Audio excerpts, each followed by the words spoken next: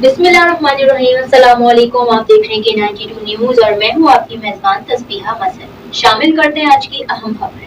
कायम मुकाम chairman Korangi town Zareen आवान ने कोरंगी टाउन के मुख्तलिफ शोबाजात का अचानक दौरा किया और अफसरान और मुलाजमीन की हाजिरी चेक की।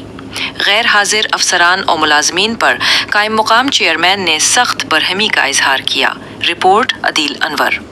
कायम मुकाम चेयरमैन कोरंगी टाउन जरीन आवान का कहना था कि अफसरान और मुलाजमीन वक्त की पाबंदी को अपना शुआर बनाएं। गैर हाजिर मुलाजमीन किसी सूरत बर्दाश्त नहीं किए जाएंगे। उनका मजीद कहना था कि किसी भी किस्म की गफलत और कोताही को बर्दाश्त नहीं किया जाएगा।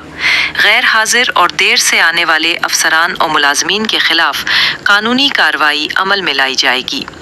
जरीन आवान ने हिदायत की कि मुलाजमीन अपनी रविश दुरुस्त करें और अवामी खिदमत को अपना नस्बुलैन बनाएं, क्योंकि अवामी मामलात में कोताही किसी सूरत बर्दाश्त नहीं की जाएगी।